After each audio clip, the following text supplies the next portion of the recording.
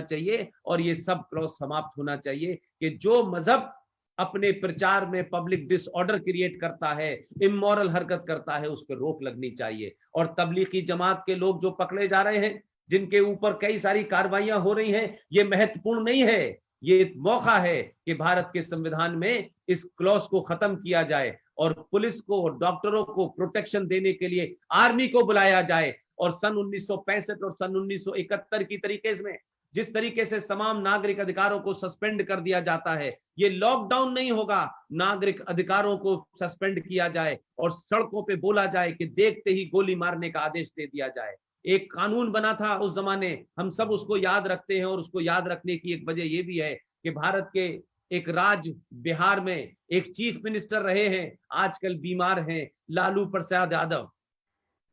जिन दिनों लालू प्रसाद यादव जेल में थे, उनके घर में एक बेटी का जन्म हुआ और जिन हालातों में जन्म हुआ उन्होंने उसका नाम रखा मीसा भारती। उस समय भारत के अंदर मीसा लगा हुआ था और मीसा का मतलब होता है maintenance of internal security act. उस दरमियान में वो बेटी उनकी पैदा हुई और उनका नाम मीसा भारती रखा। हम लोग मीसा भारती नाम पढ़ते हैं लेकिन पूछा नहीं मीसा क्या था। आज मीसा को दोबारा भारत में लागू करने की जरूरत है। ये maintenance of internal security act लागू किया जाए, जिसके तहत पुलिस के ऊपर कोई भी, किसी भी मजहब का, किसी भी धर्म का, किसी भी जाति का कोई भी आदमी हाथ उठाएगा, पुलिस को अधिकार होगा उसको शूट करने का। ये देश अब हैंड ग्लव से नहीं चलेगा। ये जो किड ग्लव्स है कि हम नहीं नहीं नहीं देखिए सबको देखना है, इससे चलने वाला नहीं है। 70 सालों में आपने इस देश को चलाया है, इसलिए आज आप संकट के ऐसे माहौल पे खड़े हो गए हैं कि ना पाकिस्तान को दोष दे सकते हैं, ना बांग्लादेश को दोष दे सकते हैं, ना इस्लामिक वर्ल्ड को दोष दे सकते हैं। वो जो कुछ कर रहे हैं वो कर रहे हैं। दुश्मन आपके पास है, आपके आधार कार्ड है उसके पास, आपका नागरिक है, वो आपके देश की सब्सिडी लेता है, आपके देश के रिसोर्सेज का इस्तेमाल करता है, आपकी नदियों का पानी पीता है, लेकिन इसी देश की नदियों में वो जहर मिलाना चाहता है जो कुंभ में करने की कोशिश की थी। मेरा आप सबसे निवेदन है कि राजेश भाई इस मुहिम को जारी रखें। मेरे अलावा भी बहुत सारे लोग हैं देश भर में जो समय समय पे इन घटनाओं के बारे में देश को जागृत कर रहे हैं। न उनका कोई राजनीतिक दल है, न उनकी कोई विचारधारा है, न वो किसी से संबंधित है। अगर उनके मूल में कोई एक चीज है, अगर वो सिर्फ सुबह से लेकर शाम तक दुनिया भर में ये बात चिल्ला चिल्ला के कह रहे हैं, तो उनके मूल में सिर्फ राष्ट्र है। और राष्ट्र बचेगा तो हमारी संस्कृति भी बचेगी, हमारा धर्म भी बचेगा। और अगर राष्ट्र नहीं बचा तो आप ये समझ लीजिए कि पूरी दुनिया में जो स्थिति हो रही है, आप सबको समझ में आ गया होगा कि ये जो विकास है, ये जो डेवलपमेंट है, ये जो टेक्निकल खोज है कि आप चांद पे पहुंच गए, आपने फला जेट बना लिया।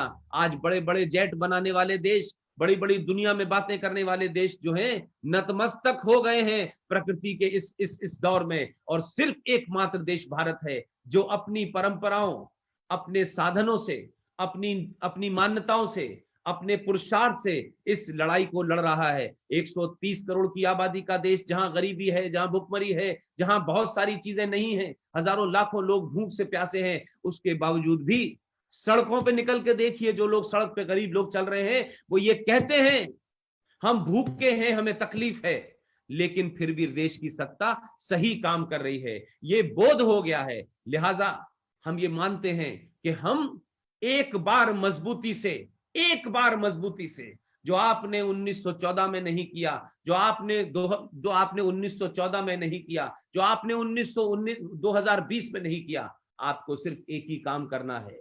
राजेश भाई मुहिम चलाइए। आपने जब ये प्रोग्राम शुरू किया था तो सरस्वती वंदना गाई थी। ये नियम बनाएं कि हमारे घर में सरस्वती वंदना होनी चाहिए। ये बताएं बच्चों को कि पैर छूना जो है उसके पीछे साइंस है।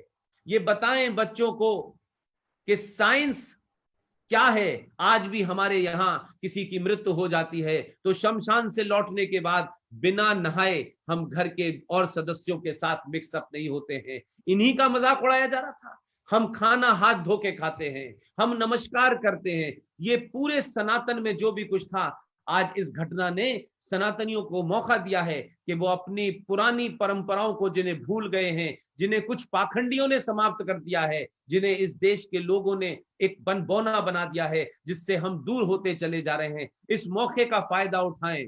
ये लड़ाई है, ये बीमारी है। राज इसके लिए अपना कोशिश कर रहा है, राज्य जो नियम उठा रहा है, जो कानून बना रहा है, वो राज्य को करने दीजिए। मेरा और आपका काम सिर्फ यही है, इस राष्ट्र को बचाने के लिए सनातन का हाथ जो मजबूती से पकड़ लेगा, जो भी सनातन का हाथ मजबूती से पकड़ लेगा, हजारों करोड़ों साल तक उसे किसी के पैर छूने की आवश्यकता नहीं पड़ेगी। आप लोग मेरी बातचीत सुनते रहें। मैं चाहता हूं कि आपके मन में कोई प्रश्न हो तो मुझसे करें। राजेश भाई।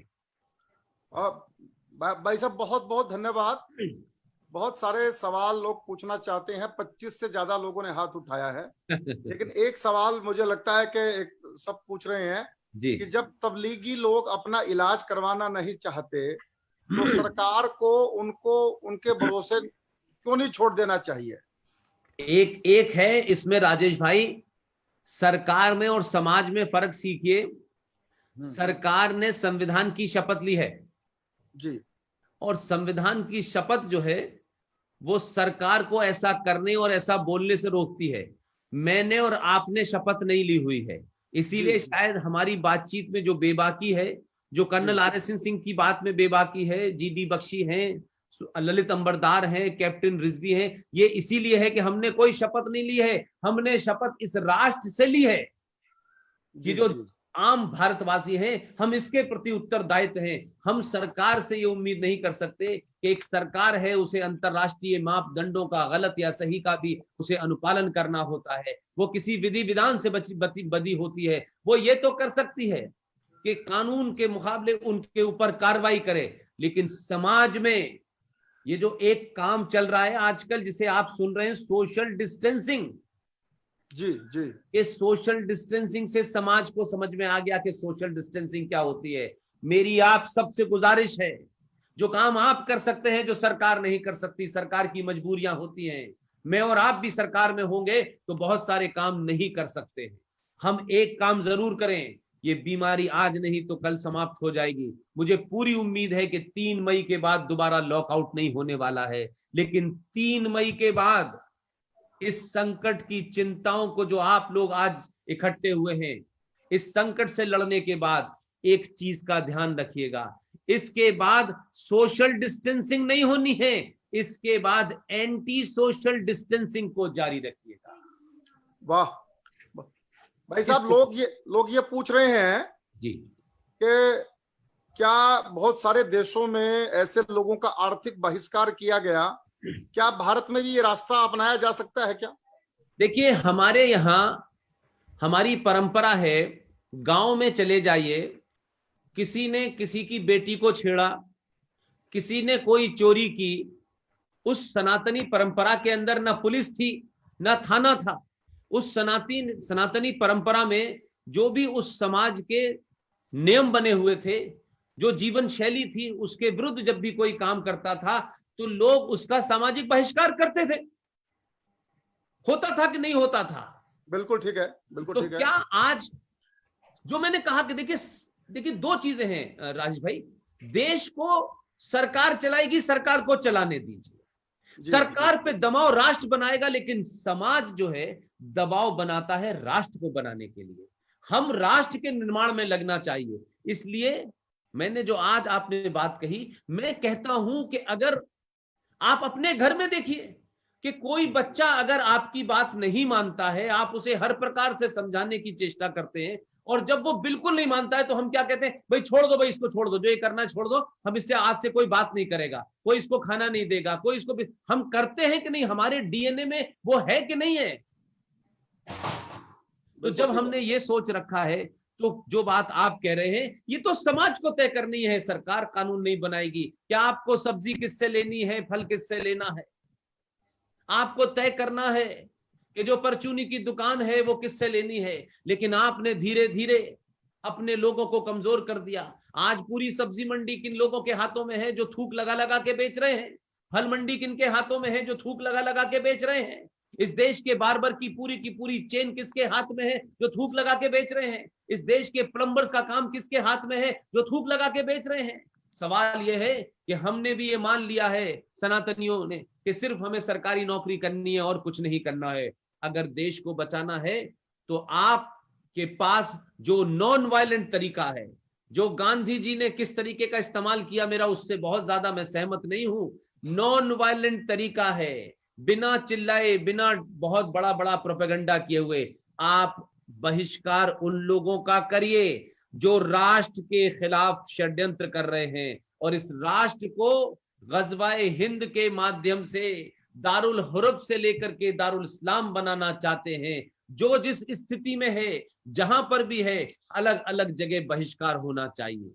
और जो हमारे साथ है, जो राष्ट्र के लिए है, उसका कस के उसका साथ देना चाहिए। लिहाजा ये आपके आज जितने भी साथी आए हैं, दोस्त आए हैं, वो कितना भी करोड़पति हो और कितना भी खरबपति हो और कितना भी हजारपति हो, महत्व इस बात का नहीं है।